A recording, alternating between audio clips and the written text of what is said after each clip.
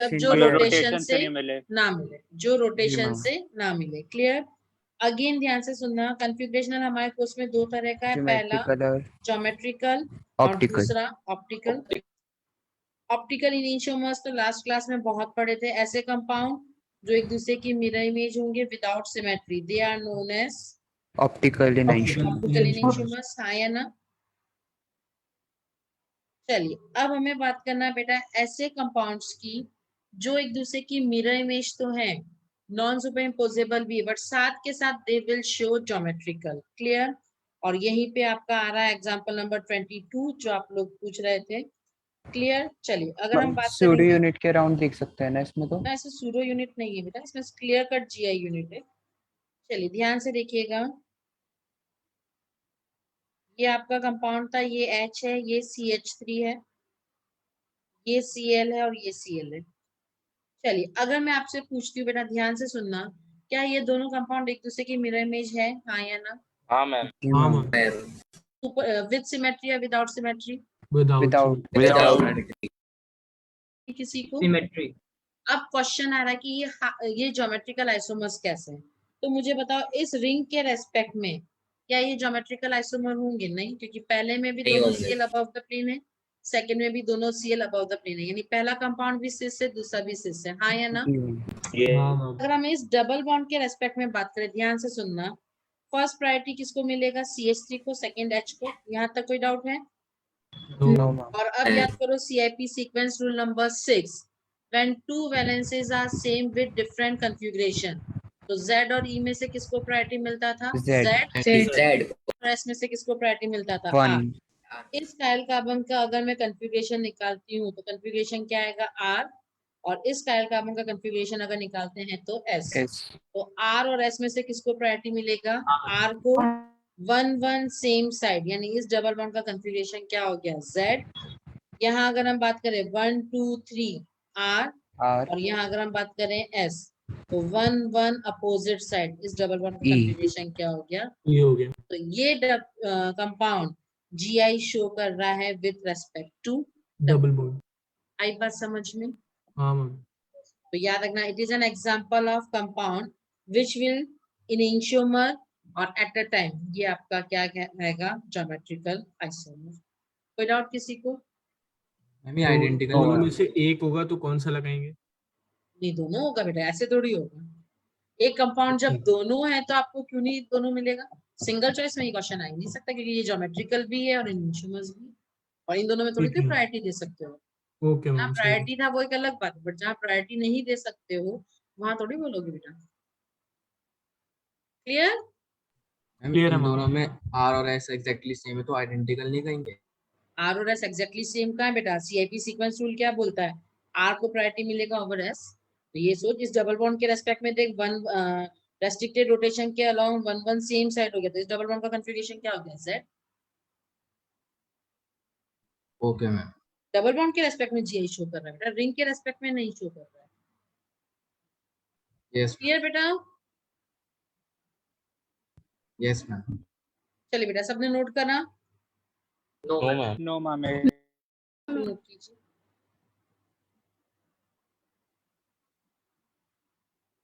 Ma'am हमने इसे Z देख के बोला कि एनेंशियोमर है। वापस बोलो आयुष। मैम हमने जेड ई डिफरेंट आ रहा है तो इसे देख के बोला कि एनेंशियोमर होगा। ना ना, इनिशियोमर्स तो ये था कि compound mirror images of each other है। मिरर इमेज है या नहीं? दोनों के बीच में मिरर रख दे। GI डबल बॉन्ड के रेस्पेक्ट में ज्योमेट्रिकल है। ओके बेटा? मतलब EZ आइसोमर्स क्या होता है? ज्योमेट्रिकल या ऑप्टिकल? Optic geometrical. एक E और एक Z है तो ज्योमेट्रिकल हुए या नहीं हुए आयुष? Yes ma'am. ऐसे कंफ्यूज मत हो बेटा। Yes ma'am. चलिए बेटा, कोई डाउट? नो। चलिए आगे। नो। Yes ma'am. एक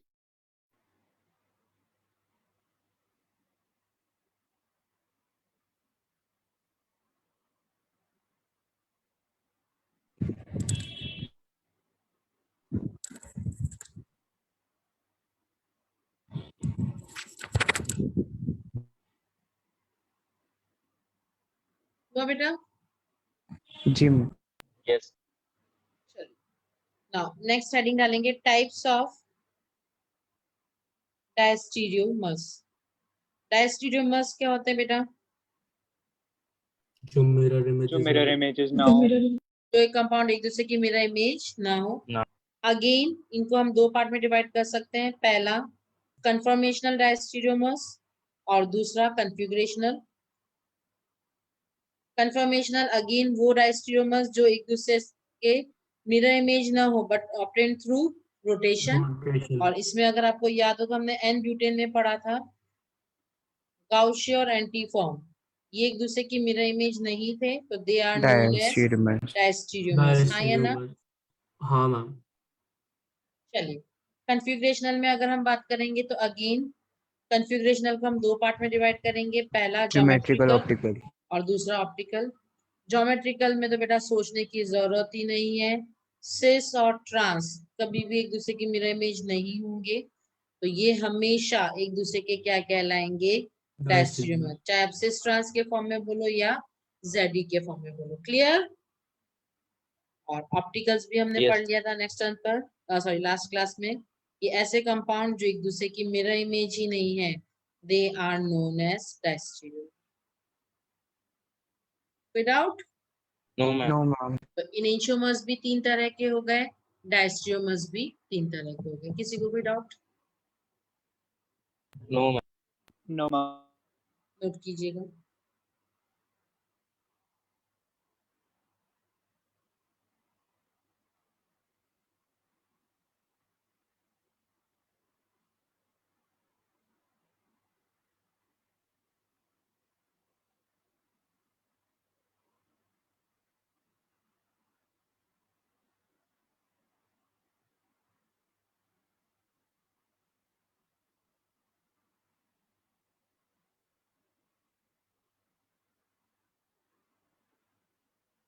मैम, हाँ बेटा जो भी बोलो। एनहांसियोमर्स के टाइप्स आपने बताए थे उसमें एक डाउट आया ज्योमेट्रिकल में। बोल, इन दोनों में सिमेट्री तो है ना? कहाँ से काटेगा? इवन रेस्ट्रिक्टेड हाइड्रोजन और रोटेशन है। CH3 का स्लाइस कट। इसका स्लाइस काटेगा तो उसका जब हाफ कटेगा तो ऊपर सीएल है नीचे एच, रिंग आधी कटेगी ना।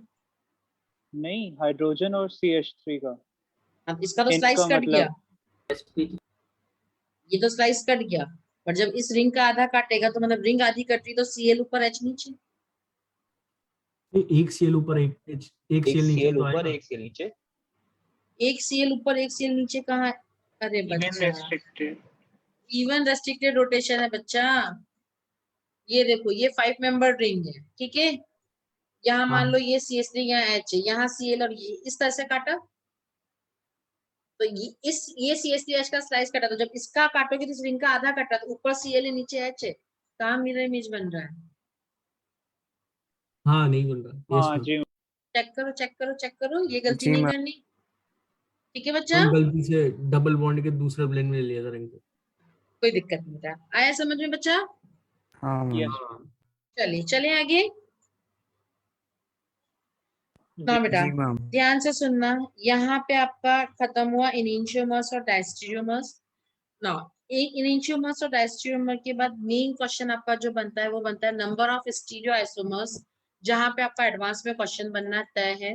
बट उससे पहले 8-10 छोटे छोटे टॉपिक है, मतलब कोई टॉपिक 2 मिनट का होगा, कोई टॉपिक 5 मिनट का, कोई 10 मिनट का, बट 8-10 टॉपिक ऐसे हैं बेटा जिसमें हर एक पॉइंट मतलब 2-2 4-4 लाइन है, हर पॉइंट पे याद रखना है और कुछ भी क्वेश्चंस बन सकते हैं, ठीक है? तो ये 8-10 छोटे छोटे टॉपिक्स हैं, वन बाय वन स्टार्ट करते हैं। चलिए, सबसे पहले छोटे छोटे से टर्म्स मान सकते हो हम, याद सबसे पहले स्टार्ट कर रहे हैं एपीमर्स। क्लियर? नाउ अब एपीमर्स क्या होते हैं तो चलिए ध्यान से सुनना, डायस्ट्रियोमर्स क्या आते हैं? ऐसे कंपाउंड जो एक दूसरे की मिरर इमेज नहीं थे। अगर मैं आरएस के फॉर्म में पूछूं तो आरएस के फॉर्म में हम डायस्ट्रियोमर्स को कैसे डिफाइन करेंगे? एक सेम एक एक सेम एक opposite. Different. Not exactly same और नॉट एग्जैक्टली अपोजिट, हाँ या ना? जी मैम। चलो मान लो मेरे पास एक कंपाउंड है जिसमें 5 कायरल कार्बन है और उनका कॉन्फ़िगरेशन है RR-SS-RR। दूसरा मैंने जो कंपाउंड बनाया वो मैंने बनाया दिस वन। अब मुझे बताओ क्या फर्स्ट और सेकंड डायस्ट्रियोमर्स होंगे, हाँ या ना? यस हाँ मैम। मैम। होंगे, कोई डाउट? No ma'am. चलो ma'am. दूसरे में मैंने बनाया SRS, अब बताओ क्या फर्स्ट और थर्ड डायस्ट्रियोमर होंगे, हाँ या हाँ ना? ये होंगे भी मैम। चलो अब मैंने बनाया R R R S R, क्या फर्स्ट और फोर्थ डायस्ट्रियोमर होंगे, हाँ या ना? Yes, हाँ ma'am. मैम। होंगे। फर्स्ट और फोर्थ में अगर आप ध्यान से देखोगे तो 5 कायरल कार्बन में से सिर्फ एक कायरल कार्बन पर कॉन्फ़िगरेशन क्या हुआ, चेंज, बाकी सब जगह क्या रहा, सेम, सेम हाँ है। या ना?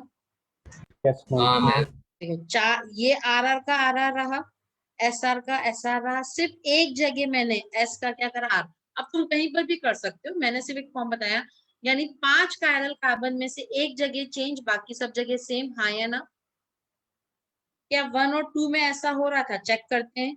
तो 1 और 3 में 2 हो में गया। अगर आप देखोगे तो 3 जगह चेंज हो रहा था। इसमें अगर हाँ। आप देखोगे तो यहाँ पे 2 जगह हुआ, फिर यहाँ पर भी चेंज हो गया, यहाँ पर भी चेंज हो गया, हाँ या ना? जी यस मैम। मैम। तो मुझे Yes. बताओ, सिर्फ एक जगह चेंज और बाकी सब जगह सेम, ये सिर्फ किस में रहा, फर्स्ट में। तो ध्यान से सुनना, ऐसे डायस्टीरियोमर या ऐसे स्टीरियो आइसोमर जिसमें कई सारे कायरल कार्बन में से सिर्फ एक जगह चेंज होगा और बाकी सब जगह कॉन्फ़िगरेशन क्या रहेगा, same, they are known as epimers. आई बात समझ में? Yes ma'am. Yes ma'am. 10 chiral carbon है तो 9 जगह कॉन्फ़िगरेशन क्या रहना चाहिए, सेम, सेम। सिर्फ एक जगह कॉन्फ़िगरेशन क्या होना चाहिए, चेंज। आई बात समझ में? तो Yes. अगर हम इनकी डेफिनेशन लिखना चाहें तो हम क्या लिख सकते हैं, दोज स्टीरियो आइसोमर्स, और अगर एक ही कायरल कार्बन है तब तो हमेशा एपिमर होंगे।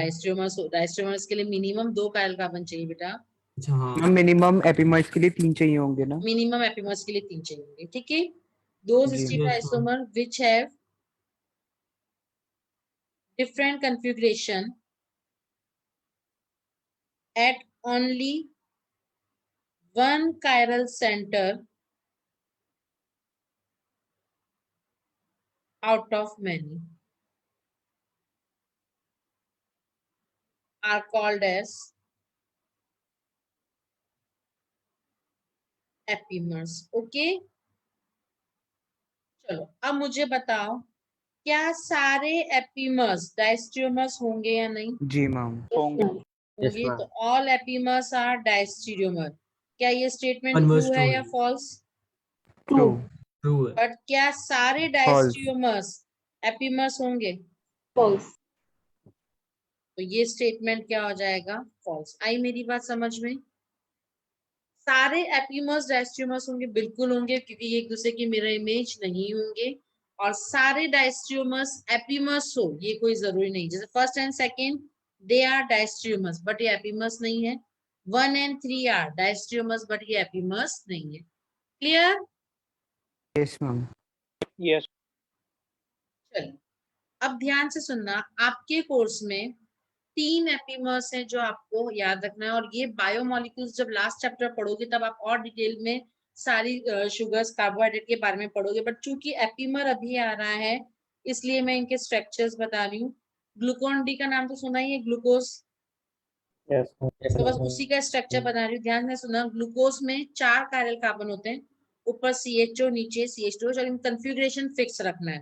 तो नीचे वाले कार्बन से याद रखिएगा ताकि आगे जब हम बायोमोलिक्यूल्स पढ़ेंगे तब ये कन्फिग्रेशन आपको बहुत इंपॉर्टेंट रहेगा। तो फर्स्ट राइट सेकंड राइट नीचे से याद करना सिखा रही हूँ, 3rd OH left 4 OH right. ये जो आपका स्ट्रक्चर है it is your first carbohydrate या फर्स्ट शुगर जो आपने बहुत डिटेल में पढ़ना है, that is your D glucose. Why it is called as D, क्योंकि याद है फिशर लास्ट फॉलोइंग में golden rule, OH lowest right chiral में कार्बन है। पर yes OH ma'am. Right hand side है। क्लियर? जी मैम। Yes ma'am. चलिए अब ध्यान से सुनना, इसके 3 एपिमर्स हमने पढ़ना है। ऑब्वियसली CHO नंबर 1 है, मैं पहला जो चेंज कर रही हूँ वो चेंज कर रही हूँ कार्बन नंबर 2 पर, यानी बाकी सब कन्फिग्रेशंस मैंने क्या रखे, सेम।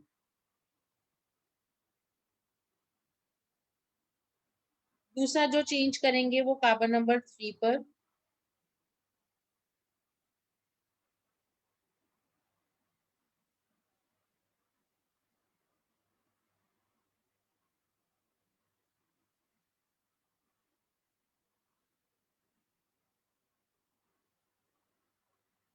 नेक्स्ट जो चेंज करेंगे वो कार्बन नंबर 4 पर। कई बच्चों के दिमाग में आ रहा होगा कि हम कार्बन नंबर 5 पर चेंज क्यों नहीं कर रहे हैं, तो चलो उसका रीजन भी मैं बता देती हूँ। अगर मैं कार्बन नंबर 5 पर चेंज करती हूँ बेटा, तो OH आपका कहाँ पर आ जाएगा? लेफ्ट हैंड साइड, तो एंड L इट ग्लूकोज हो बिकम्स जाएगा। Capital Right. L, it becomes capital L, हाँ या ना? यस हाँ मैम। और हमारे पास या हमारे कोर्स में या इवन इफ नेचर में जितनी भी शुगर मिलती है, इट इज कैपिटल D। तो कैपिटल L हमें नहीं पढ़ना है, इसलिए हम कार्बन नंबर 5 पर चेंज नहीं करें। तो इसके बारे में डिटेल में हम बायोमोलिक्यूल्स में बात करेंगे, तो बहुत डिटेल में नहीं जाना है, इसलिए हम सिर्फ कहाँ पर चेंज कर रहे हैं? 2, 3 और 4। देखो मैंने पहले 2 पर चेंज करा, H और OH था, मैंने क्या कर दिया? OH और H। क्लियर? कार्बन नंबर 3 पर चेंज करा, OH और H था, मैंने क्या कर दिया? H और OH। और लास्ट कार्बन नंबर 4 पर चेंज किया, OH और H। आया समझ में? आया ना तो बोल दो। हाँ मैम। यस तो चलिए, अगर मैं आपसे पूछूं डी ग्लूकोज और फर्स्ट वाला कंपाउंड, चूंकि कार्बन नंबर 2 पर चेंज हुआ है, तो it epimers. Is known as C2 epimer. 2 क्यों लिखा है? बिकॉज कार्बन नंबर 2 पर चेंज हुआ है। तो इसको हम क्या नाम देंगे? C3 epimer. और इसको हम क्या नाम देंगे? C4। C4 C4 epimer. Epimer. आई बात समझ में? Yes ma'am. और अब यहाँ पे 3 शुगर के नाम याद रखने पड़ेंगे, डी ग्लूकोज और D mannose, they are called as C2 epimer. D-glucose and D-allose, they are C3 epimer. And D-glucose and D-galactose, they are known as C4 epimers. तो यहाँ पर आपकी 4 शुगर्स के स्ट्रक्चर्स आ ये गए नाम हैं। हमें याद करना है। बिल्कुल, इस नाम के साथ इनकी रिएक्शंस भी आगे याद करनी है बायोमोलिक्यूल्स में, तो अभी सिर्फ नाम याद करो। D mannose, D glucose, D allose और डी गैलेक्टोज। याद करना बहुत आसान। ग्लूकोज का स्ट्रक्चर याद कर लो, right right left right. Carbon number 2 पर चेंज कर देना मैनोज, कार्बन नंबर 3 पर चेंज कर देना एलोज, कार्बन नंबर 4 पर चेंज कर देना गैलेक्टोज। तो सिर्फ ग्लूकोज का स्ट्रक्चर याद करो, बाकी स्ट्रक्चर अपने आप याद होगा। आई बात समझ में? हाँ मैम। जी मैम। स्क्रीन ऊपर का दिखा। बिल्कुल बच्चा। 2 कार्बन में भी चेंज कर सकते हैं ना? 2 कार्बन में कैसे करेगा? C2 और C3 में चेंज कर दो। C2 दोनों में। तो एपिमर्स ही C2 और निकले। C3 दोनों में। एपीमरी का होंगे कई सारे में से एक पर चेंज, बाकी सब जगह सेम। अच्छा। मिनिमम 3 तो चाहिए ना बेटा। हाँ। इसमें जिसको स्ट्रक्चर बनाना कुछ मत करो, ग्लूकोज का बनाओ, C2 पे चेंज करो, C3 पे चेंज करो, C4 पे चेंज करो।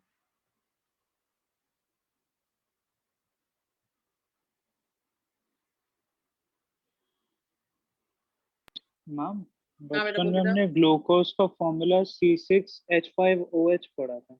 ना ग्लूकोज का फॉर्मूला C6H12O6। Yes ma'am. अच्छा हाँ सॉरी, उल्टा समझ ली। हाँ ठीक है मैम। No problem.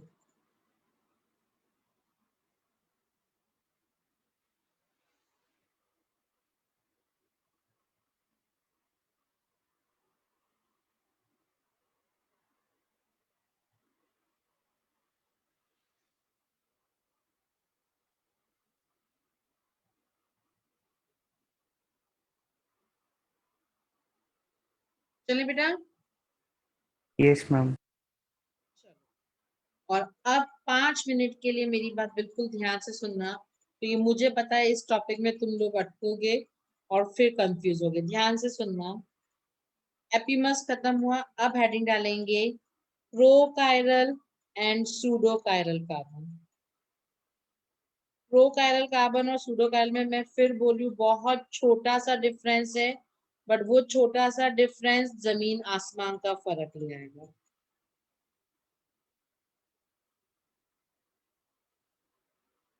क्लियर?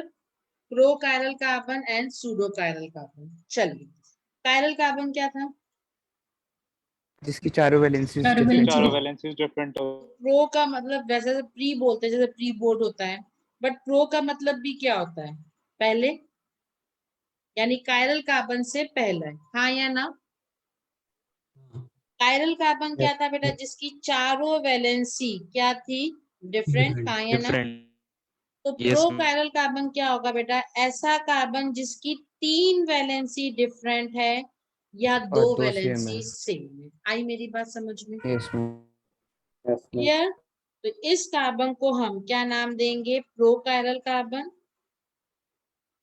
और इसको हम क्या नाम देंगे? Chiral carbon. अगेन कंडीशन वही, sp3 हाइब्रिडाइज्ड होना चाहिए, बट इसकी चारों वैलेंसी क्या होगी? डिफरेंट कायरल की, और प्रो कायरल कार्बन की 3 वैलेंसी क्या होगी? डिफरेंट, या 2 वैलेंसी क्या होगी? सेम। आई बात समझ प्रो में? पैरल sp2 भी हो सकता है? नहीं, ना sp2 नहीं, sp3। कायरल कार्बन आपका क्या होता है? sp3 होता है ना। अच्छा ठीक है, ओके बच्चा। ठीक है या मैम। फिर इसकी नेक्स्ट डेफिनेशन ध्यान से सुनना। अगर मुझे प्रो कायरल को कायरल बनाना है तो बताओ मुझे क्या करना पड़ेगा? एक वैलेंसी को चेंज एक जो करना सिमिलर वैलेंसी उसको तोड़ना पड़ेगा, हाँ या ना? हाँ और और डिफरेंट उसको लगानी किसी है। डिफरेंट वैलेंसी से रिप्लेस करना पड़ेगा, हाँ या ना? Yes ma'am. यानी जी। प्रो कायरल कार्बन कायरल में कब कन्वर्ट हुआ? जब मैंने उसकी सब्स्टिट्यूशन। एक वैलेंसी को तोड़ा और कोई डिफरेंट ग्रुप लगाया, हाँ या ना? Yes ma'am. सुनो तो बोल दो। Yes. जैसे फॉर एग्जाम्पल अगर मान लो ये कंपाउंड है, ये वाला कार्बन क्या प्रो कायरल कहलाएगा या नहीं कहलाएगा? Yes ma'am. और इस प्रो कायरल कार्बन में अगर मेरे पास 2 ग्रुप कौन कौन से है? हाइड्रोजन। मैं किसी भी एक हाइड्रोजन को रिप्लेस करती हूँ, मान प्रोकाइल लो से। मैंने Cl तो बताओ क्या ये कार्बन कायरल हुआ या पैरल नहीं हो हुआ? जाएगा। जी। तो एक सिमिलर वैलेंसी को मुझे किसी डिफरेंट वैलेंसी से क्या करना पड़ेगा? चेंज। रिप्लेस। आई मेरी बात समझ में? Yes ma'am. तो चलो अगर मैं इसकी डेफिनेशन लिखनी चाहूँ तो क्या लिख सकती हूँ? It is a carbon having 3 different groups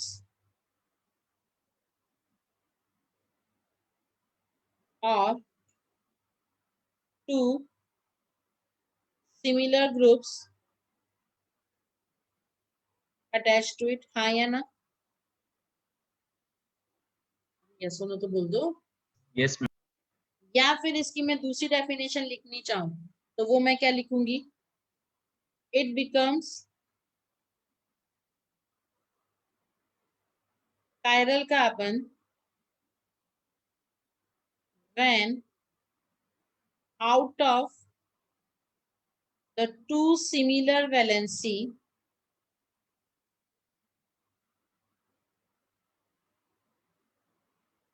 one is replaced by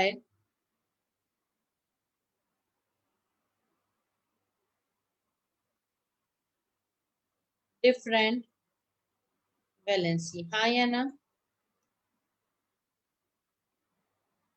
Yes, ma'am. यानी ये कायल कार्बन कब बनेगा? जब 2 सिमिलर वैलेंसी में से मैं किसी एक वैलेंसी को हटाकर उसकी जगह नई वैलेंसी लगाऊंगी, हाँ या ना? Yes ma'am. जी। चलिए अगर मान लो मैं आपको ये कंपाउंड दूं और मैं आपसे पूछूं इस कंपाउंड में कितने प्रोकायरल कार्बन हैं?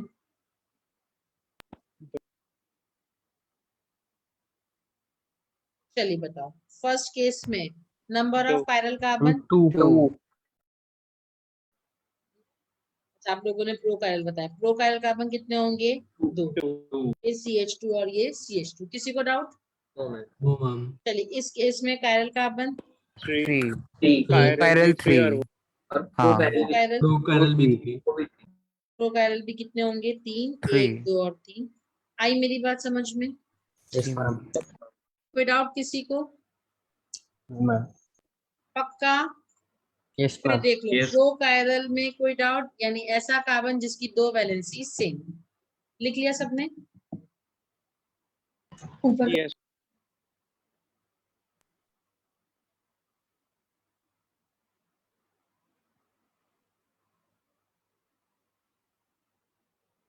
हाँ जी बेटा, कोई डाउट? चले आगे। लिखा नहीं है ऊपर का।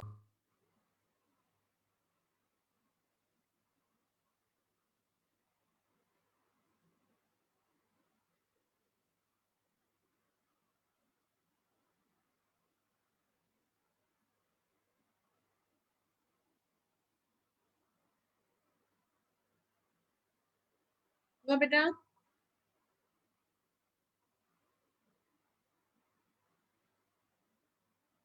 बेटा प्लीज रिप्लाई। Yes, आज सारी ma'am. बच्चे पूरी क्लास चुप है। यस और no? Yes, ma'am. Yes, ma'am. Yes, हाँ ma'am. मैम हो गया। चलो चलें आगे।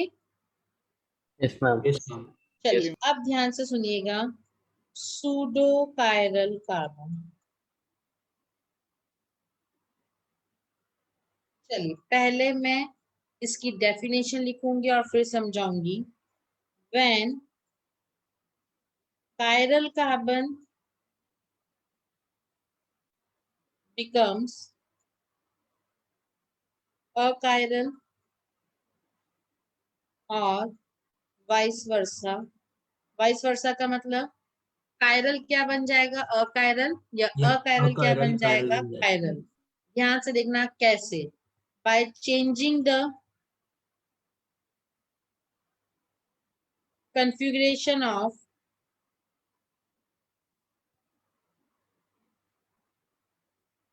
one group attached to it। अभी सिर्फ लिखिए, कुछ वो नहीं करना, सिर्फ एक बार डेफिनेशन लिखिए।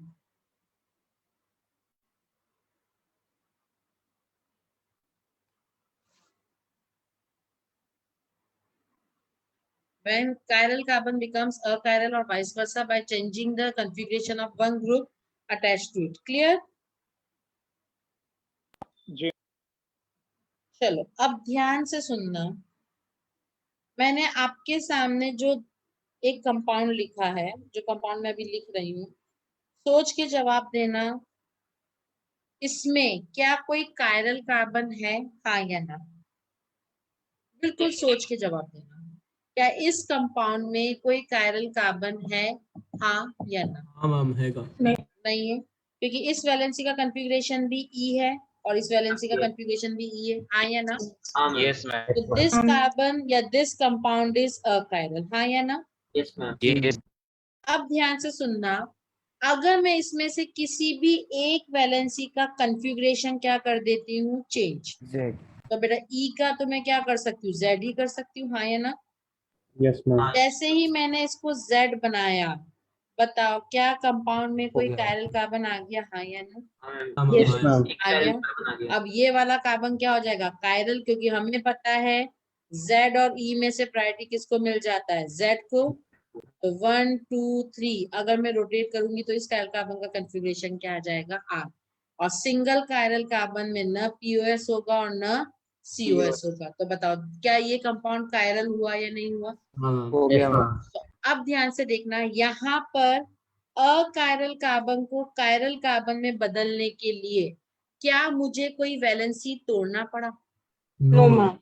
नहीं मुझे क्या करना पड़ा, वैलेंसी का सिर्फ क्या चेंज करना पड़ा, कॉन्फ़िगरेशन। कन्फिगरेशन। तो सेम चीज अगर मैं कन्फिगरेशन चेंज करती हूँ तो अकायरल कार्बन किस में कन्वर्ट हो जाएगा, कायरल में, और कायरल कार्बन किस में कन्वर्ट हो जाएगा, अकायरल। अकायरल। अकायरल। मेरी बात समझ में आई, हाँ या ना? Yes, तो ma'am. जी मैम।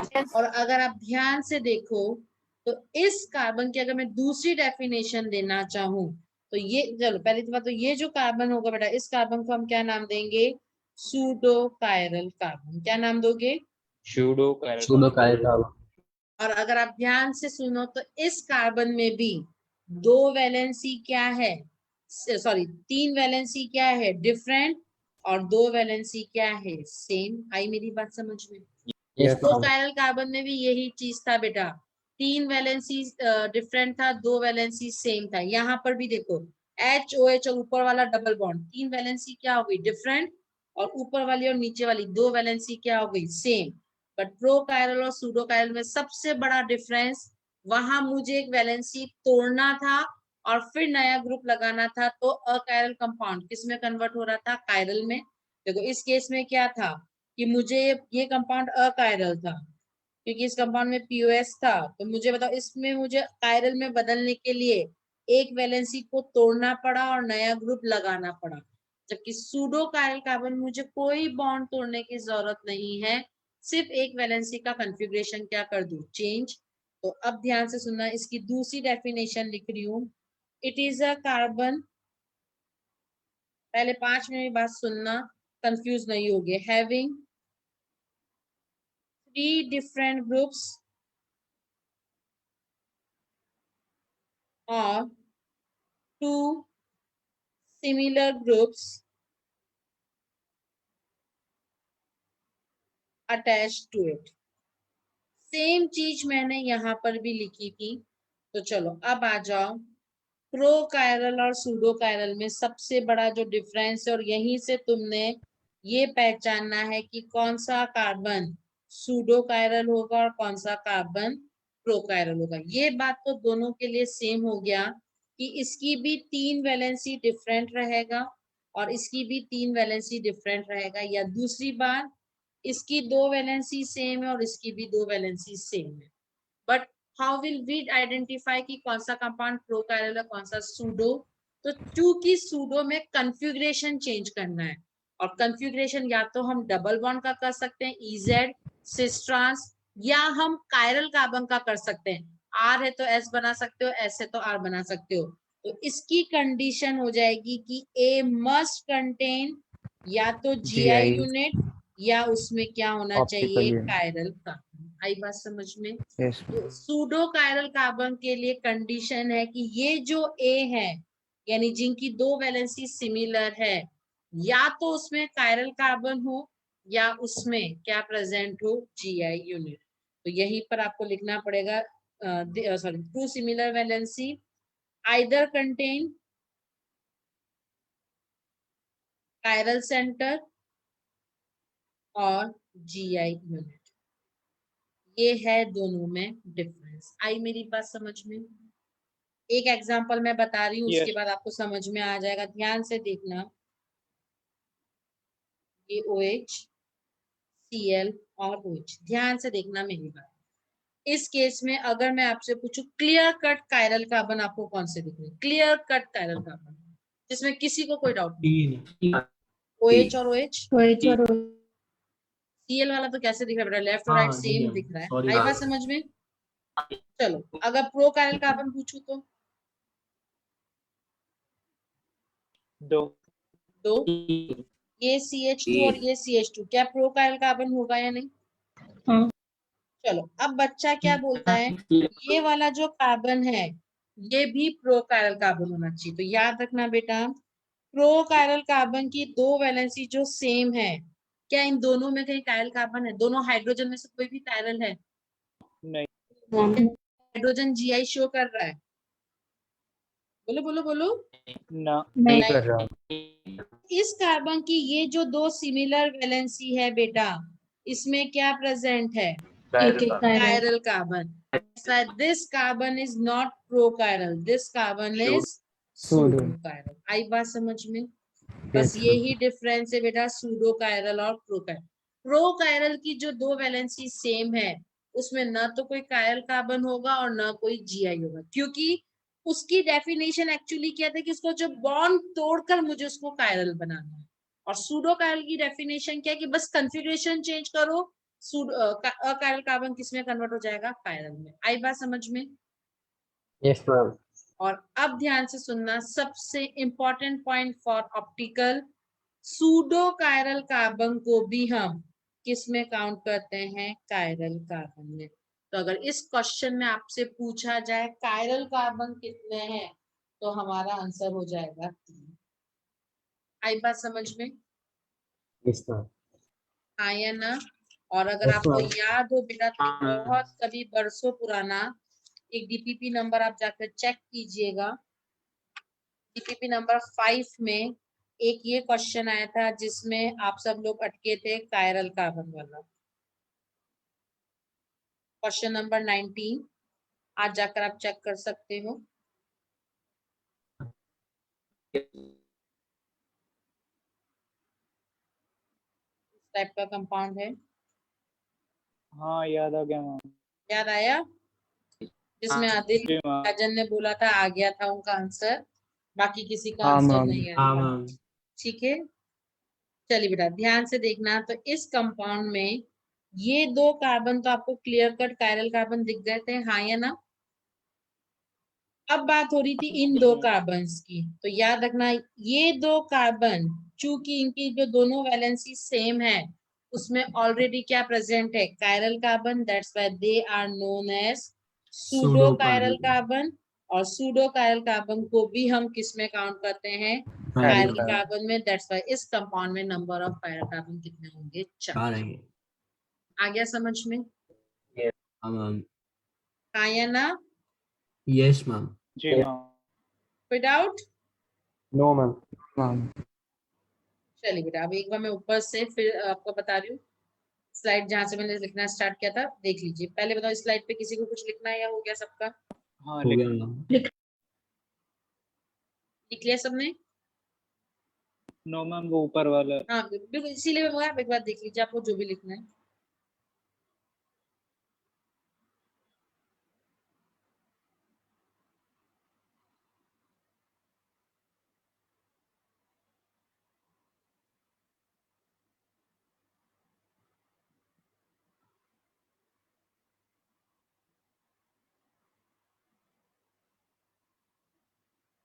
हो गया। प्रोकायल तो सबने लिख ही लिया था। चलिए, सूडोकायल कार्बन की डेफिनेशन सबने लिख दी। No ma'am. ऊपर का दिखा दी बेटा अब ऐसे मैंने मत लिखा। करो बच्चा, ऊपर नीचे करते रहोगे डेफिनेशन बेटा। बस। कौन सी? ये सूडोकायल कार्बन की डेफिनेशन तो यही थी मैं ना प्रो की प्रो बेटा? प्रो किया फिर बाद में बेटा। प्रो का मैंने बहुत इनफ टाइम दे दिया है बच्चा। ऐसे ऊपर नीचे करते रहोगे बेटा, क्लास बहुत डिले होगी। हाँ बच्चा, सूडोकायल कार्बन लिखा डेफिनेशन सबने? थोड़ी सी वन बची है। मिनट। हाँ मैं सबका हो गया? वो एक लाइन बची है। मैम 1 हाँ मिनट। बिल्कुल बिल्कुल लिखो। अब ये एग्जाम्पल बना लो।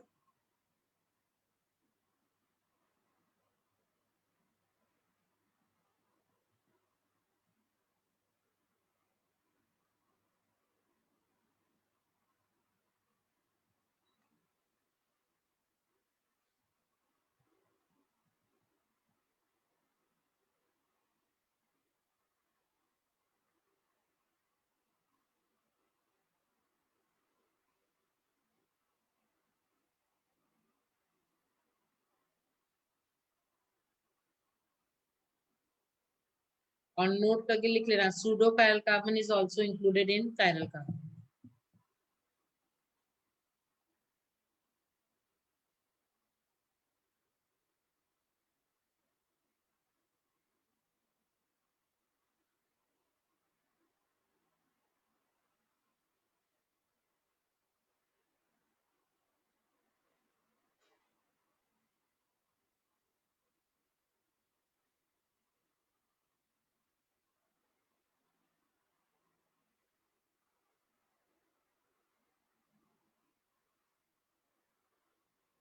I'm done. डन? मेक लिया। हाँ।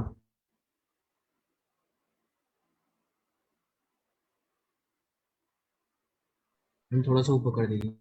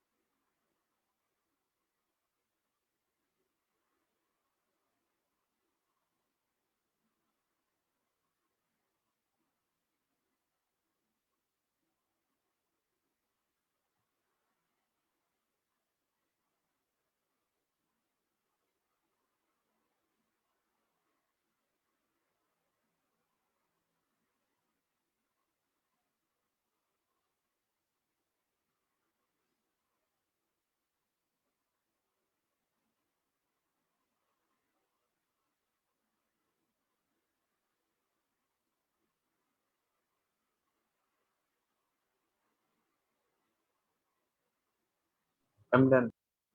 हुआ बेटा सबका? Yes, ma'am. Yes, sir. चल लिखिए question. Find out number of prochiral chiral and pseudochiral carbon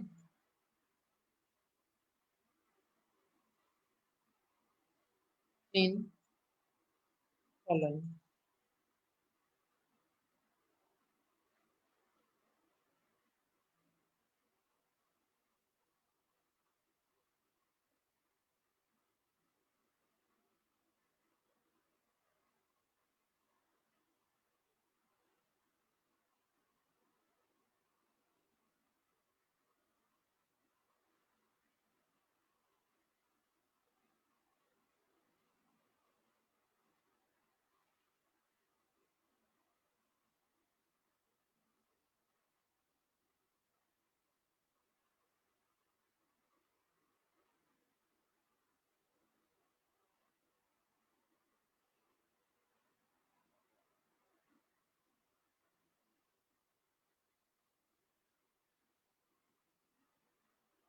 हाँ बेटा, फर्स्ट में chiral carbon Pro chiral chiral carbon, 1 pro और chiral भी आंसर 1 याद रखना, A इसी में देना। pseudo पहला zero. प्रो कायरल कितना होगा? 0 1 1, chiral carbon 1, 1 pro pseudo chiral 0 carbon 0। ठीक है, इसी में ऑर्डर, प्रो कायरल और pseudo, answer 1 1 0। Okay, yes ma'am 1 2 0 second एक सेकंड बेटा, सबका हो जाने दे। 5 तक अभी बनाइएगा, 6 से होमवर्क रहेगा।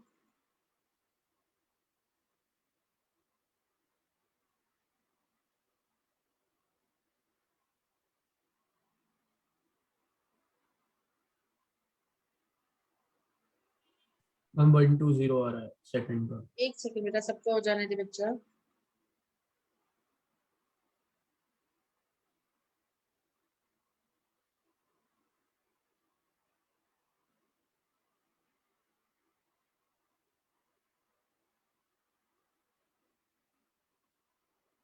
हाँ बेटा, क्वेश्चन नंबर 2। 1 2 0. वापस बोलो।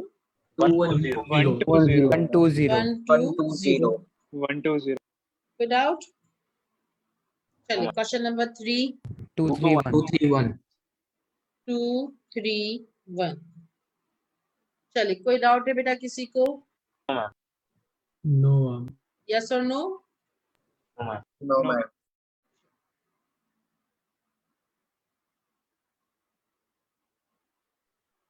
क्वेश्चन नंबर 4 में 4 एक 0 1। एक सेकंड, एक सेकंड, सबका 0 आने दे। 5 1 सबका आंसर बनाने दे बेटा। 4 और 5 एक साथ करेंगे, और जिसका हो जाए वो होमवर्क नोट कर लो।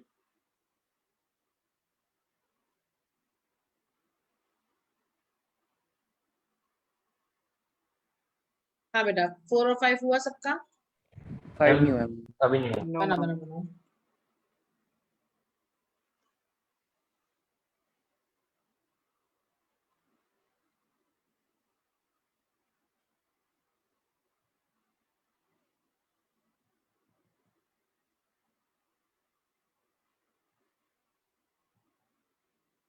हुआ बेटा 4 और 5?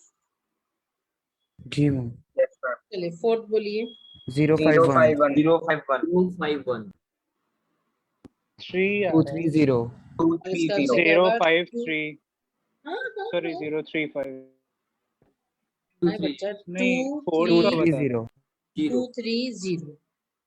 जी मैम चलिए, जिसको डाउट है वो पूछो, बाकी आगे होमवर्क नोट करो। हाँ बेटा, 4 और 5 में कोई डाउट? No ma'am. हो गया सबका? 5 तक बेटा किसी को डाउट है, हाँ या ना? No ma'am.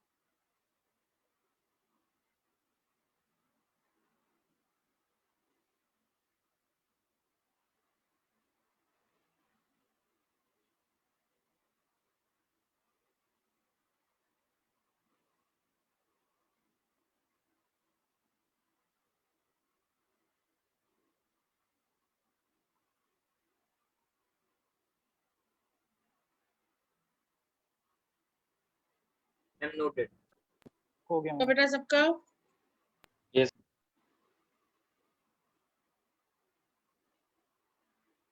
चलें आगे। Yes ma'am. चलो, अब ध्यान से सुनना। नेक्स्ट टॉपिक है कंडीशन फॉर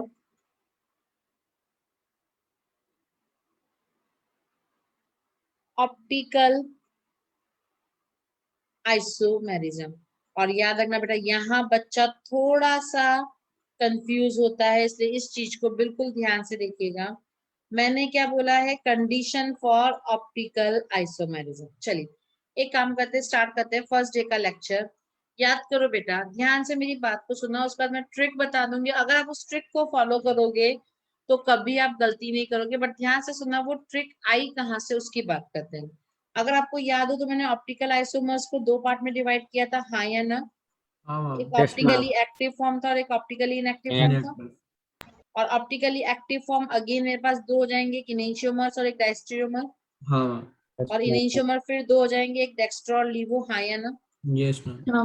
चलो अब ध्यान से सुनना, अगर मैं आपको पूछती, ध्यान से देखना, अगर आपको कोई कंपाउंड ऑप्टिकल एक्टिव फॉर्म में दिया हुआ, ध्यान से सुनिएगा, अगर कोई कंपाउंड आपको ऑप्टिकल एक्टिव फॉर्म में दिया हुआ है और मैं आपसे पूछती हूँ क्या वो कंपाउंड ऑप्टिकल आइसोमेरिज्म शो करेगा, हाँ या ना, तो तुम्हारा आंसर क्या होगा, यस और नो? Yes ma'am. होगा, क्योंकि अगर एक ऑप्टिकल एक्टिव फॉर्म में दिया हुआ है बेटा, तो अगर मान लो मैं उसकी मिरर इमेज बनाती हूँ तो हो सकता है उसका मिरर इमेज ना बने तो वो डायस्ट्रोमेरिक फॉर्म में एग्जिस्ट कर जाए। और अगर उसका मिरर इमेज बनेगा तो बेटा कंपाउंड में क्या होगा, चूंकि ऑप्टिकल एक्टिव है तो विदाउट सिमेट्री उसका मिरर इमेज बनेगा, तो कंपाउंड किस फॉर्म में एग्जिस्ट करेगा, इनिशियमर। भाई दो ही पॉसिबिलिटी है ना, या तो उसकी मिरर इमेज नहीं बनेगी, और अगर मिरर इमेज नहीं बनेगी तो they will act as optical diastereomer, हाँ या ना? और अगर उसकी मिरर इमेज बन गई तो दे आर एक्ट एज इनिशियोमर। तो अगर ऑप्टिकल एक्टिव आइसोमर मुझे दिया हुआ है तो बेटा वो हर हाल में ऑप्टिकल आइसोमरिज्म शो करेगा, हाँ या ना, बोलो। जी मैम।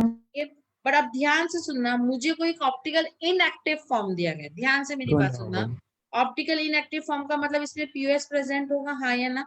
जी मैम। अब ध्यान से सुनना, इसकी मेरे पास तीन पॉसिबिलिटी हो सकता है। पहला, जो मेरा मिरर इमेज बना वो मिरर इमेज ही नहीं बने, हाँ या ना? दूसरा, जो मिरर इमेज बने उसमें भी सिमेट्री हो। और तीसरा, जो मिरर इमेज बने उसमें सिमेट्री ना हो। ये तीन पॉसिबिलिटी हो सकती है, नहीं हो सकती? हाँ मैम। यस अगर पहली पॉसिबिलिटी बनती है तो वो एक दूसरे की मिरर इमेज नहीं तो डायस्ट्रोमेरिक फॉर्म में एग्जिस्ट करेगा, हाँ या ना? मिरर इमेज विद सिमेट्री आ गया यानी वो कंपाउंड आइडेंटिकल हो गया, हाँ या ना? और मिरर इमेज विदाउट सिमेट्री बनती है बेटा, हाँ या ना? तो अगेन बताओ, क्या इस केस में हमेशा जरूरी है कि वो कंपाउंड ऑप्टिकल आइसोमेरिज्म शो करे, हाँ या ना? अगर कंपाउंड ऑप्टिकल इनएक्टिव फॉर्म में दिया हुआ है तो क्या जरूरी है कि वो कंपाउंड हमेशा ऑप्टिकल आइसोमेरिज्म शो करे? नहीं। तो अब ध्यान से सुनना, तो बस यहीं पे थोड़ा सा आपको ध्यान रखना है। तो मैं आपको इसी चीज को जो मैंने अभी समझाया है, इसी चीज को मैं आपको फिर समझाऊंगी एग्जाम्पल के साथ, लेकिन पहले मैं आपको बता रही हूँ कि आपको करना क्या है। ध्यान से सुनना, आपसे क्वेश्चन पूछा जाएगा कौन सा कंपाउंड ऑप्टिकल आइसोमेरिज्म शो करेगा और नहीं। याद रखना, दो क्वेश्चन बनते हैं। पहला क्वेश्चन, कौन सा कंपाउंड ऑप्टिकल एक्टिव है और कौन सा कंपाउंड ऑप्टिकल इनएक्टिव है। और दूसरा क्वेश्चन बनेगा, कौन सा कंपाउंड ऑप्टिकल आइसोमेरिज्म शो करेगा और कौन सा कंपाउंड ऑप्टिकल आइसोमेरिज्म शो नहीं करेगा। कंफ्यूज नहीं होना है। ऑप्टिकल एक्टिव इनएक्टिव, ये आपसे पूछा जाएगा कौन सा कंपाउंड कायरल है और कौन सा कंपाउंड अकायरल है। क्लियर? इसके लिए मैं आपको पहले ही बता चुकी हूँ, आपने क्या चेक करना है, चेक डिसिमेट्रिक पीओएस और सीओएस। बट याद रखना किस फॉर्म में, इन गिवन फॉर्म। यानी फिशर दिया हुआ तो फिशर में चेक करना है, सॉहस दिया हुआ है तो सॉहस में, न्यूमैन दिया तो न्यूमैन में, हाँ या ना? Yes ma'am. चलिए अब मुझे बताओ, क्या यहाँ पर हम कायरल कार्बन या कुछ भी चेक करते थे? नहीं मैम। नहीं। बट ध्यान से सुनना, ऑप्टिकल आइसोमेरिज्म का अगर क्वेश्चन बनता है तो सबसे पहले चेक करना कायरल कार्बन। क्या चेक करना? कायरल कार्बन या कायरल सेंटर। अगर कंपाउंड में, ध्यान से सुनना, if chiral centre is present, compound always show optical isomerism. और अभी इस चीज को प्रूव भी करूंगी। Compound always show optical isomerism. जबकि याद करो, क्या ऑप्टिकल एक्टिविटी के लिए कायरल कार्बन का होना या ना होना जरूरी था? नहीं था। नहीं। बट तो यहाँ यहाँ पर कैसे आ गया? अभी बता रही हूँ, यही तो समझा रही हूँ ना आदित्य, सुन ना, यही तो इस पूरा ऑप्टिकल का ट्विस्ट है। क्लियर? और जी इस मैम। ट्विस्ट में नहीं उलझना है। यानी अगर कायरल कार्बन आ गया बेटा तो वो 100% ऑप्टिकल आइसोमरिज्म शो करेगा। कैसे, मैं अभी समझा रही हूँ। Point number 2, if chiral centre is absent, अगर मान लो कायरल सेंटर नहीं है, ठीक है, कोई दिक्कत नहीं। अगर कायरल सेंटर नहीं है, देन चेक करो, आपको कंपाउंड दो फॉर्म में दिया जाएगा। If optical active form is given, optical active form का मतलब समझ गए हो, यानी दिए हुए फॉर्म में न पीओएस होगा न सीओएस होगा, देन भी बेटा compound always show optical isomerism.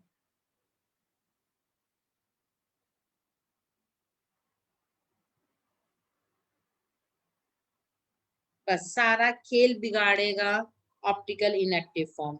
If optical inactive form is given,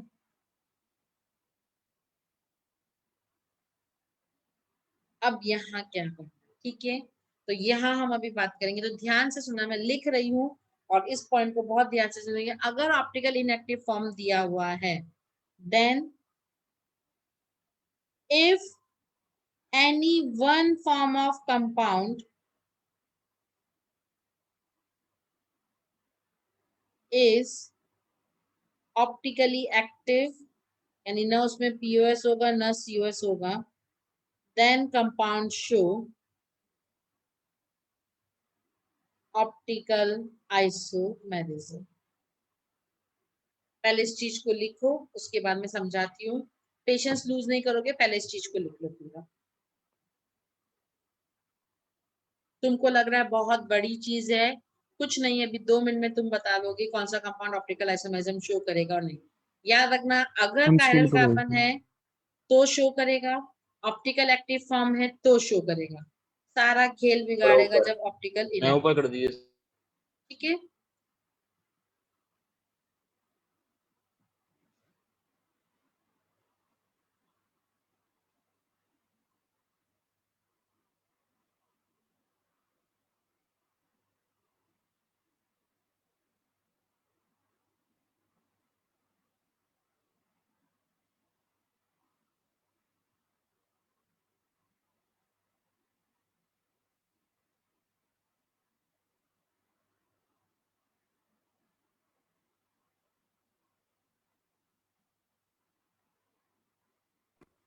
ma'am एक सेकंड क्लियर कर दीजिए स्क्रीन।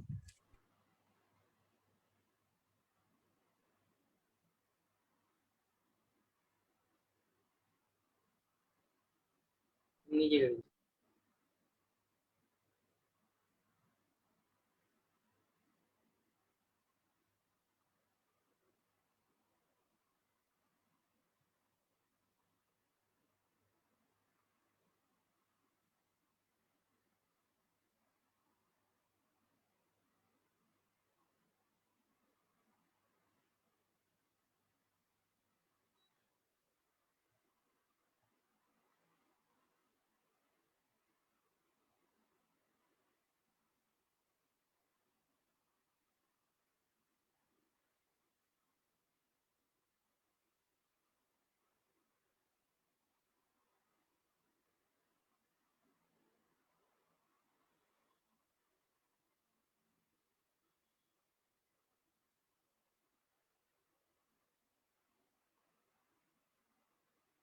हुआ बेटा?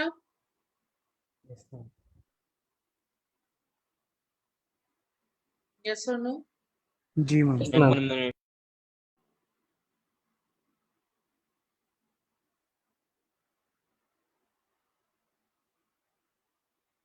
मैम एनी वन फॉर्म से का मतलब है यहाँ पे?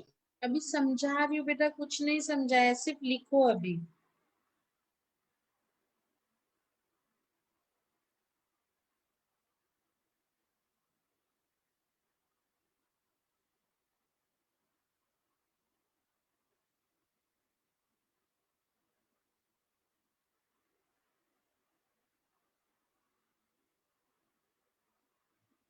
लिखा बेटा सबने?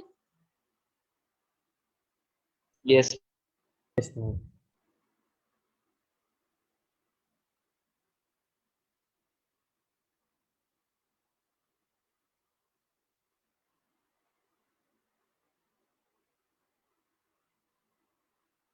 ये नोट कर लें एग्जाम्पल? हाँ, अगर आप चाहो तो नोट कर सकते हो साथ साथ।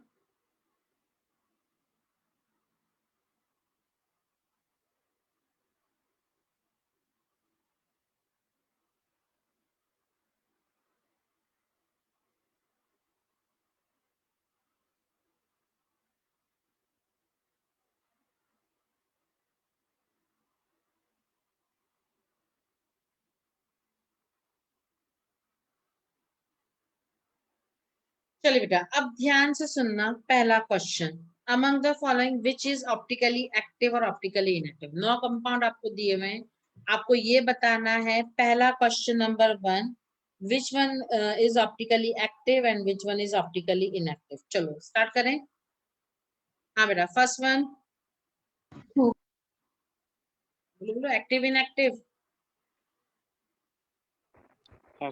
एक्टिव। एक्टिव। बेटा सबके पेन नीचे, पहले एक बार सुन लो। दूसरा active active active. Act- third one active active. Fourth inactive inactive.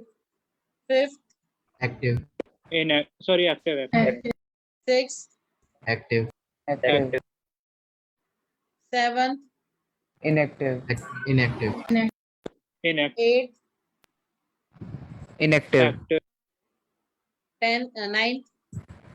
Active inactive inactive inactive ऐसे Inactive. मतलब सीरियस नहीं है। क्लियर? जी चलो अब ध्यान से सुनना। अब मैं आपसे पूछती हूँ, क्या पहला कंपाउंड ऑप्टिकल आइसोमेरिज्म शो करेगा, हाँ या नहीं? ठीक है, करेगा तो देखो मैंने तुम्हें हिंट क्या दिया, पहले एक बार मेरी हिंट से चलना, फिर तुम्हें मैं सारा समझा दूंगी। क्या इन कंपाउंड्स में ऑप्टिकल कायरल कार्बन प्रेजेंट है, हाँ या ना? जी तो बेटा देखो, जहां जहां कायरल कार्बन आ रहे हैं, एक बार ट्रिक से चलना और फिर मैं आपको समझाऊंगी कैसे। वहां पर आंख बंद करके हम लिखें। दूसरा क्वेश्चन, कौन सा कंपाउंड ऑप्टिकल आइसोमेरिज्म शो करेगा और कौन सा नहीं करेगा? तो बताओ, क्या पहला शो करेगा या नहीं? जी यस। करेगा सेकंड वाला भी शो करेगा? करेगा यस। थर्ड करेगा वाला भी शो करेगा? यस। फोर्थ करेगा वाला भी शो करेगा? यस।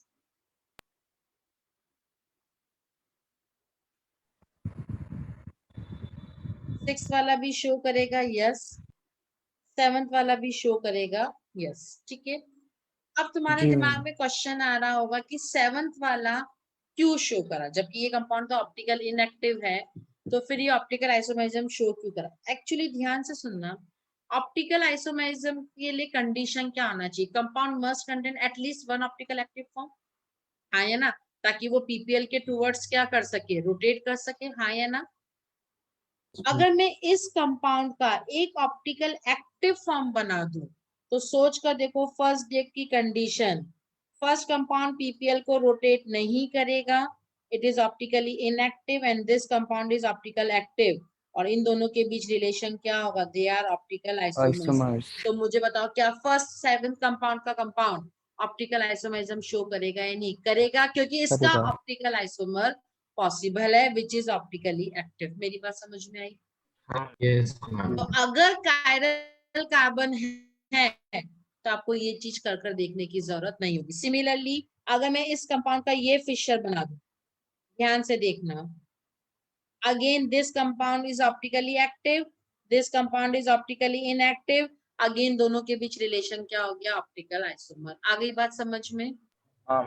तो याद रखना बेटा, इसलिए मैंने आपको शॉर्ट ट्रिक बता दी है कि अगर कंपाउंड में कायरल कार्बन है तो हम आंख बंद करके बोलेंगे कि वो कंपाउंड क्या शो करेगा? Optical isomers. आई बात समझ में? अब ध्यान से सुनना, इस कंपाउंड का अगर मैं दूसरा आइसोमर बनाती हूँ, अभी ये कंपाउंड क्या है? ट्रांसफॉर्म में, तो इसका दूसरा आइसोमर क्या बन सकता है? सिस, हाँ या ना? ध्यान से सुनना, इस कंपाउंड का थीटा ऑब्जर्व भी कितना होगा? 0 डिग्री, क्योंकि इस कंपाउंड में पीओएस प्रेजेंट, ऑप्टिकल इनएक्टिव। ये जो कंपाउंड बनेगा इसमें भी थीटा ऑब्जर्व कितना आएगा? 0 degree, compound is optically inactive. तो अब मुझे बताओ, ये भी पीपीएल से रिएक्शन नहीं करा, ये भी पीपीएल से रिएक्शन नहीं करा, तो क्या ये दोनों आपस में ऑप्टिकल आइसोमर्स होंगे? नहीं याद रखना, दैट्स वाई ये ऑप्टिकल इनएक्टिव है। और चूंकि मैं इसका, अब यही चीज यहाँ पे लिखा था कि उसका एटलीस्ट एक फॉर्म क्या होना चाहिए, ऑप्टिकल एक्टिव। तो इसका जो दूसरा फॉर्म बना रही हूँ वो भी क्या है, ऑप्टिकल इनएक्टिव। दैट्स व्हाई ये ऑप्टिकल आइसोमेरिज्म शो नहीं करेगा। ऑप्टिकल इनएक्टिव ये भी था, बट इसका जो दूसरा फॉर्म है वो ऑप्टिकली एक्टिव हो गया। दैट्स व्हाई ये कंपाउंड ऑप्टिकल आइसोमेरिज्म शो करेगा। आगे बात समझ में? करेगा मैम दूसरा फॉर्म मतलब उसका ज्योमेट्रिक करेगा। आइसोमर। बोलो बोलो, मैम दूसरा फॉर्म मतलब उसका ज्योमेट्रिक आइसोमर। नहीं समझ में आया बेटा, बोलो। दूसरा फॉर्म तो कुछ भी बना, मैं इस कंपाउंड का फॉर एग्जांपल नंबर 9 में देखो। अब 9 में मैं इसके दूसरे फॉर्म क्या बना सकती हूँ? पहला मैं क्या कर सकती हूँ, Cl और Br दोनों को बिलो भेज दू, जो तुम्हारा मन करे। दूसरा फॉर्म में क्या बना सकती हूँ, Cl को ऊपर रखू, Br को नीचे रखू। और तीसरा फॉर्म में क्या कर सकती हूँ, Cl को नीचे भेजू, Br को ऊपर। इसके अलावा बताओ मैं क्या 9 के और कोई फॉर्म बना सकती हूँ? सोच, तुम्हारी जो मर्जी, अब बिलो तुम्हें जो रखना है वो रखो। क्या और कोई फॉर्म बना सकती हूँ नो मैम। 9 के? अब देखो, इस कंपाउंड में भी पीओएस है, ऑप्टिकली इनएक्टिव। इस कंपाउंड में भी पीओएस है, ऑप्टिकली इनएक्टिव। सर मैं भी इस कंपाउंड में भी पीओएस है, ऑप्टिकली इनएक्टिव। तो क्या एग्जांपल नंबर 9 का कोई भी ऑप्टिकल एक्टिव आइसोमर में बना पाई? No ma'am. नहीं। और जब नो इसका मैम। ऑप्टिकल एक्टिव आइसोमर ही पॉसिबल नहीं है, तो क्या ये कंपाउंड ऑप्टिकल आइसोमरिज्म शो करेगा, हाँ या ना? आई नहीं बात नहीं समझ करेगा। में? आई बात समझ में? Yes ma'am. और जी खुद मैम। सोचो बेटा, ये तो ऑलरेडी ऑप्टिकल एक्टिव फॉर्म है। ऑप्टिकल एक्टिव फॉर्म है मतलब ये खुद पीपीएल को रोटेट नहीं कर रहा, तो एक इसका मिरर इमेज बनेगा, दैट इज इनेंटियोमर। तो यहाँ तो सोचने की जरूरत ही नहीं है, ये कंपाउंड ऑप्टिकल आइसोमेरिज्म शो करेगा। आई बात समझ करेगा। में? हाँ या ना? और कैसे, तो वो भी मैं बता देती हूँ। अगर मैं इसकी मान लो मिरर इमेज बना देती हूँ, तो एक आर है क्यूमिलिन, तो उसका क्या बन जाएगा, एस। याद है रिलेशनशिप निकाला था आइडेंटिकल, सॉरी इनेंटियोमर। हाँ या ना? मेरी बात यस समझ में आई? तो इसलिए याद रखना, अब सिंपल सा कुछ नहीं करना, एक लाइन में समझा रही हूँ। ऑप्टिकल एक्टिव के लिए गिवन फॉर्म में चेक करना पीओएस और सीओएस, बस इससे ज्यादा दिमाग नहीं लगाना है। गिवन फॉर्म में पीओएस या सीओएस चेक करना, अगर दोनों प्रेजेंट है, दोनों में से कुछ भी प्रेजेंट है तो इनएक्टिव, दोनों एब्सेंट है तो एक्टिव। ऑप्टिकल आइसोमेरिज्म के लिए पहली चीज, अगर कायरल कार्बन या ऑप्टिकल एक्टिव फॉर्म दिया हुआ है तो आंख बंद करके बोलना compound will show optical isomerism. सिर्फ जब ऑप्टिकल इनएक्टिव फॉर्म दिया हुआ है तो उसकी सारे फॉर्म्स बनाकर चेक करना, अगर एक भी फॉर्म ऑप्टिकली एक्टिव आ गया तो it will show optical isomerism. आई बात समझ में? ठीक है मैम। हाँ मैम। हाँ या ना? जी यस मैम। मैम। कोई जी डाउट? मैम। No ma'am. पक्का? जी मैम। अब हाँ नोट जी कर लीजिए।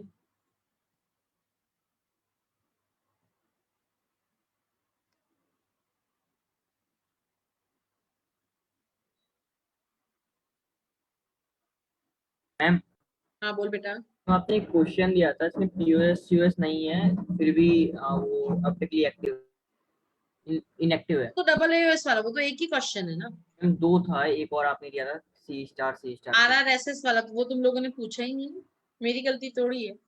हाँ मैम अभी पूछा। होमवर्क तो तुम याद कराओगे ना बच्चा। हाँ मैम। वो एक्चुअली बेटा इसलिए मैं नहीं बता रही क्योंकि मेरे को पता है ना वो एडवांस वाले क्वेश्चन में आएगा, तब उस दिन फिर सब लोग पीछे पेज पलटोगे। हाँ बेटा, नोट किया यहाँ तक? No ma'am. No ma'am.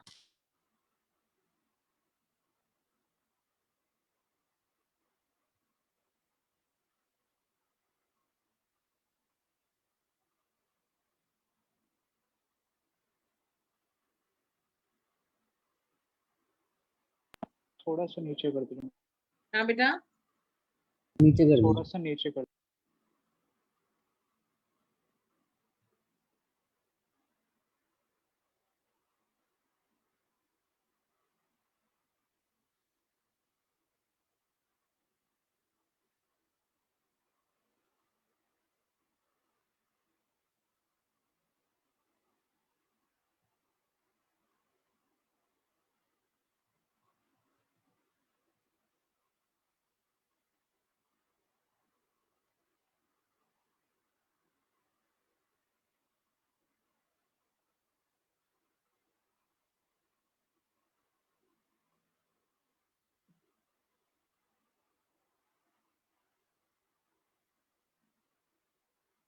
5 minute का एक टॉपिक और पढ़ेंगे और उसके बाद बस फिर होमवर्क नोट करना है 15-20 क्वेश्चन। हुआ सबका?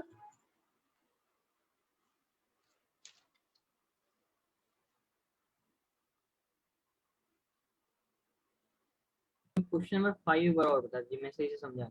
क्वेश्चन नंबर 5, ये तो बेटा अगर ऑप्टिकली एक्टिव फॉर्म है तो अगर हाँ। मान लो ये डेक्स्ट्रो होगा तो इसका एक मिरर इमेज लिवो बनेगा। हाँ तो dextro laevo they are in इन्शुरेंस। हाँ समझ गया।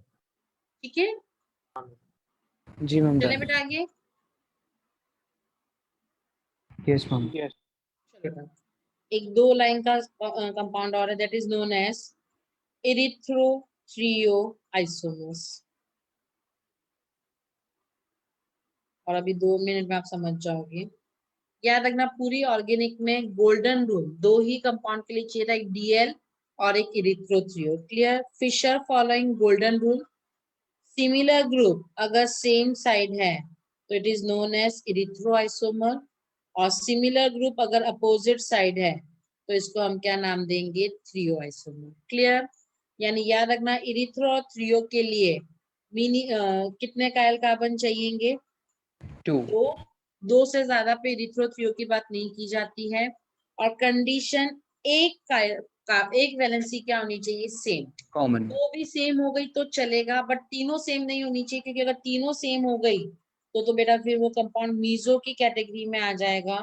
और मीजो के लिए मतलब erythro threo they are given for optical active isomer, तो ये ऑप्टिकल इनएक्टिव के लिए इरिथ्रोथ्रियो नहीं दिया जाएगा। तो आप चाहो तो लिख सकते हो erythro threo is not given for symmetrical molecule. पहली बात आप ये लिख सकते हो, सिमेट्रिकल मॉलिक्यूल के लिए इरिथ्रोथ्रियो नहीं दिया जाएगा। पॉइंट नंबर 2, रिपीट कर दीजिए, हाँ बेटा, रिपीट कर दीजिए एक बार, मैं मैडम को। सिमेट्रिकल मॉलिक्यूल्स के लिए इरिथ्रोथ्रियो नहीं दिया जाता है। Point number 1, first example note करो ये वाला। Okay, point number 2, in a fisher projection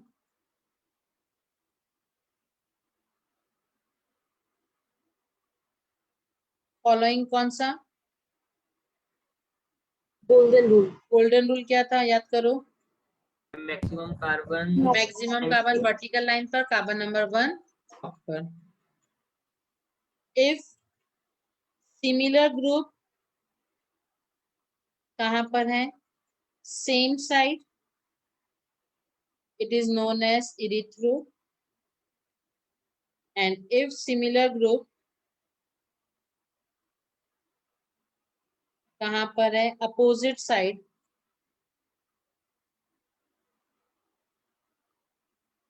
it is known as trio।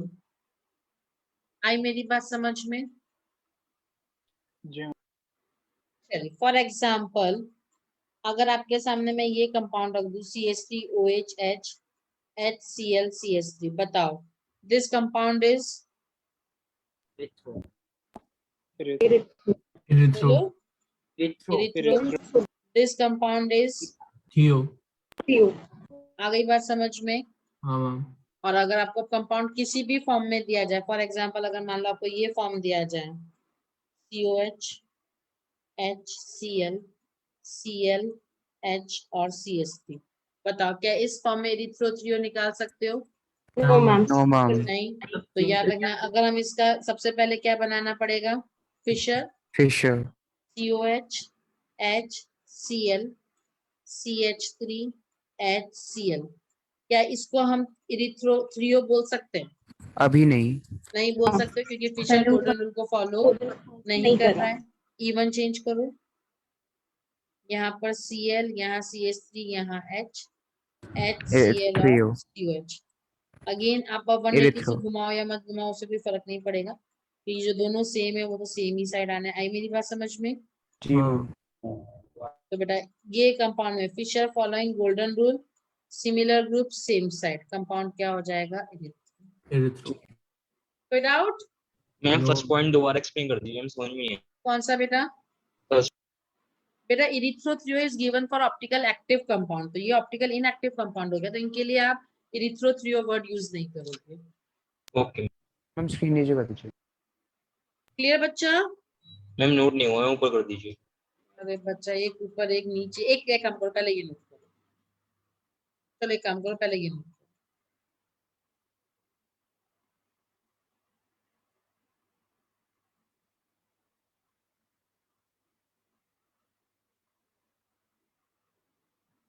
तो बेटा यहाँ तक सबका? जी मैम।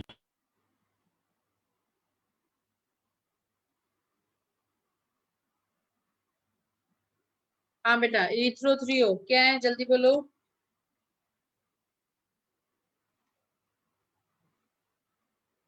चुप हो गए? अगर सेम साइड है तो इरिथ्रो है। Fischer following golden rule, similar group same side erythro, opposite side free.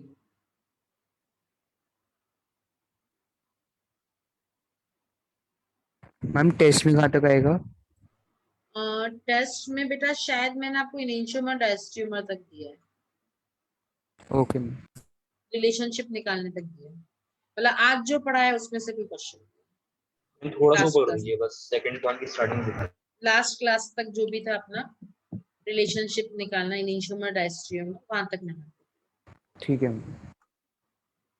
Advance का पेपर है, पेपर अच्छा बनाया है, जीओसी से भी है क्वेश्चंस, बनाइएगा जीओसी से अच्छे से।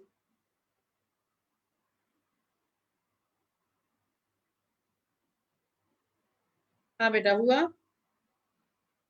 जी मैम। सबका हुआ? Ma'am 1 minute. इस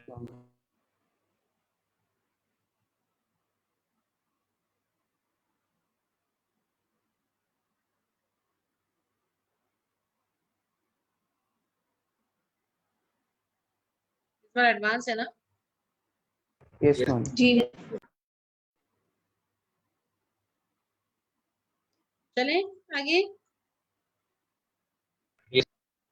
चलिए, क्वेश्चन ध्यान से पढ़ना और आंसर बना के आना। अमंग द फॉलोइंग, और अब देखिएगा आपका सबसे इंपॉर्टेंट क्वेश्चन जो बनने के चांस पूरे पूरे हैं, विच विल शो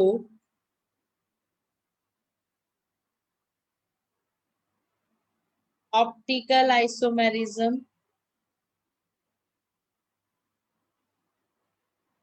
और ट्विस्ट कहानी का, as well as geometrical isomerism. यानी अब आपको एक ही कंपाउंड में ये बताना है कि कौन सा कंपाउंड ऑप्टिकल भी शो करेगा और कौन सा कंपाउंड जीआई भी शो करेगा। ऑप्टिकल निकालना आज सिखा दिया, ज्योमेट्रिकल आपको पता ही है कैसे निकालते हो। क्लियर? जी ma'am. Yes ma'am.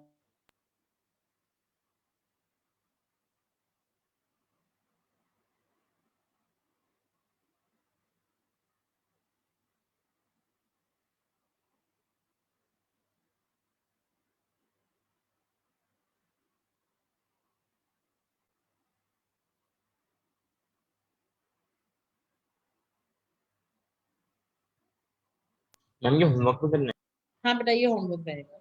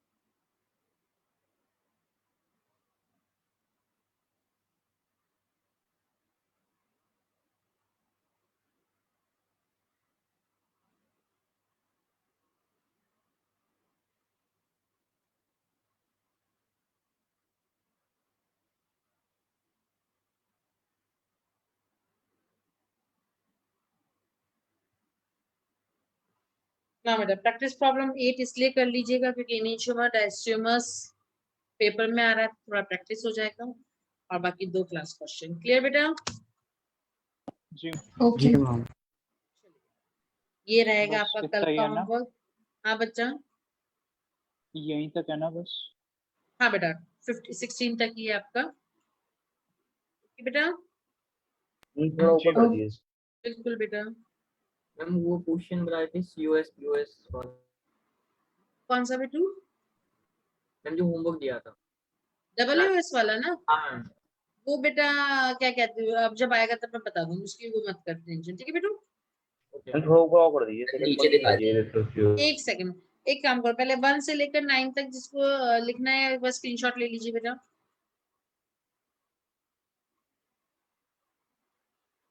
Thank you ma'am, good night ma'am. Okay बच्चा, गुड नाइट बच्चा लोग, thank you ma'am. Good evening. Good evening बेटा।